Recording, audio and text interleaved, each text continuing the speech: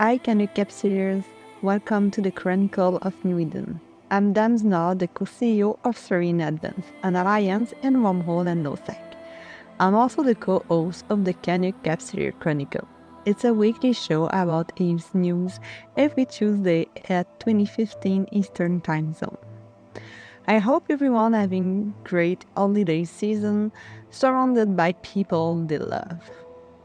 Today I've created a special little episode just for you, and it's about growing up in the Caldari State.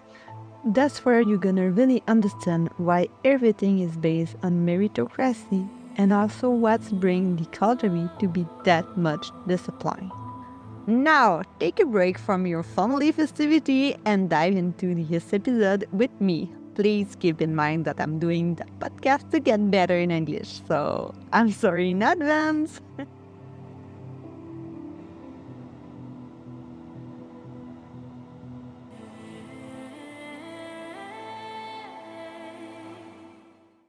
Growing up in the States.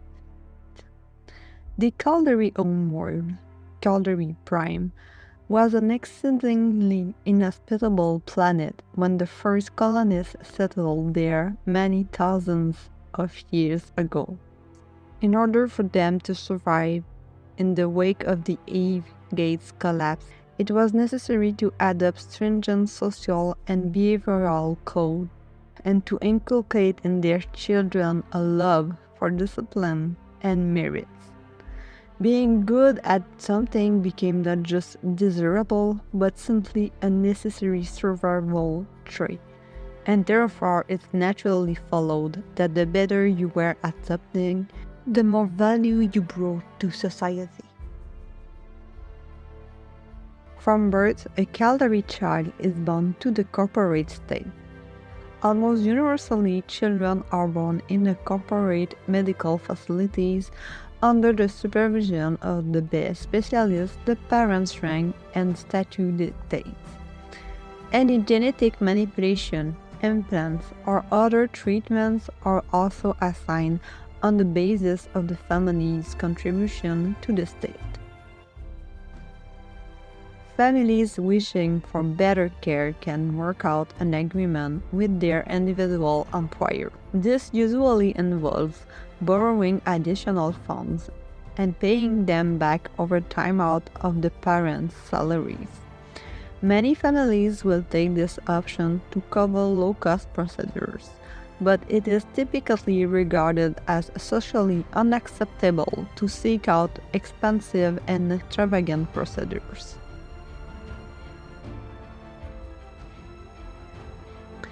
Thereafter, with the assistance of a variety of child care corporations, parents raise and monitor the child closely.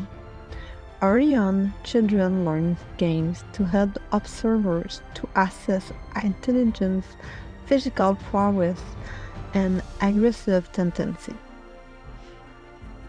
These activities help educational corporations work with families to decide what school best suit the child.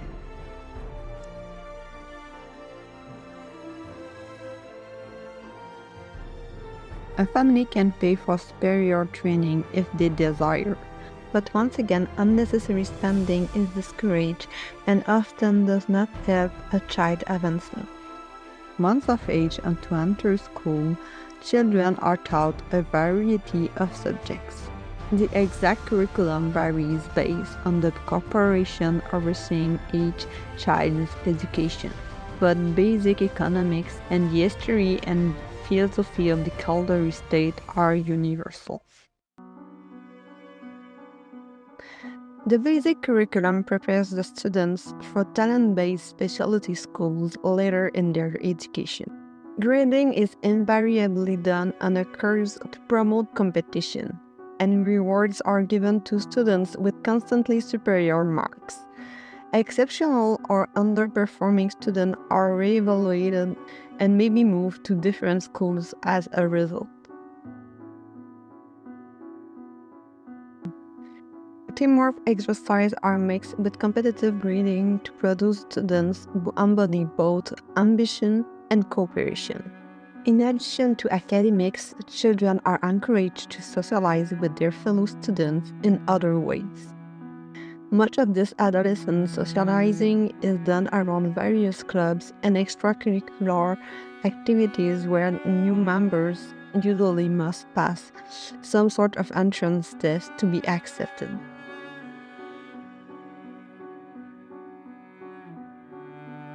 Students tend to socialize with fellow club members, and members often compete internally for leadership roles and privileges.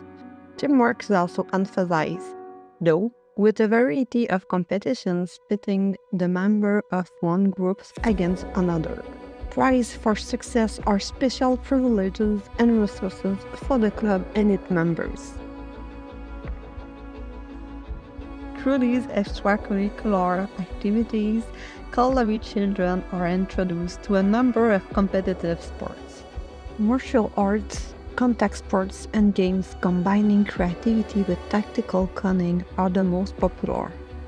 Exceptional performance in these activities often results in acknowledgement and privilege, and talent scouts for the professional leagues monitor potential stars as early as elementary school.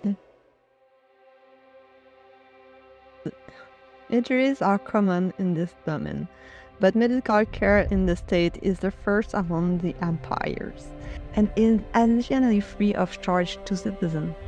Attendance at these sporting events is a major pastime for both children and their parents. The military also takes an active role in a child's life. Most schools teach basic military history, and soldiers regularly come to speak to classes and discuss careers in the service. So strong is the nation's military tradition that after formal schooling is completed, every citizen must complete a very basic form of military training and 3 years of conscript state military service before beginning his working life, and even if they are not headed for a military career. This is one of the fundamental reasons why the state is able to mobilize so quickly in case of national emergency. By the time a child graduates from secondary school, he is well on his way to his career. The student and his family are provided with a list of corporate-approved universities and academies appropriate to his academic level. Those students can go to more prestigious schools if their families paid the extra education costs back to the state. Most students simply attend to best schools picked for them.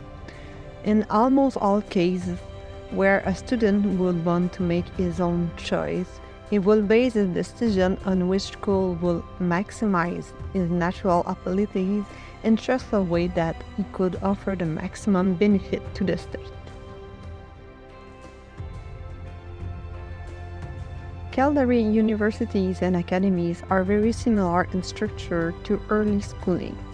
Grading is scarce. Socialization is based around activities and studies that test creativity, logic, strategy, and other traits deemed useful to the state. And the successful are earned marks for placement within the ranks of Caldari society.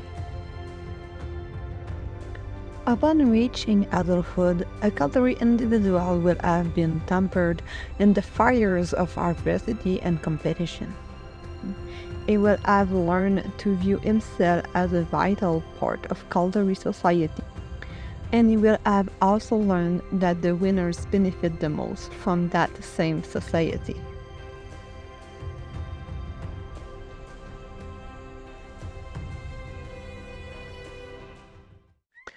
That's the end of the holiday bonus episode. I hope you like it, and please hit the bell to be advised of my new episode. To really understand the full episode, I feel we have to talk a bit about the world you are living. Caldari Prime. It is a relatively cold world, and that fauna want to kill you. Basically, it's like living in Australia with the weather of Canada during the winter.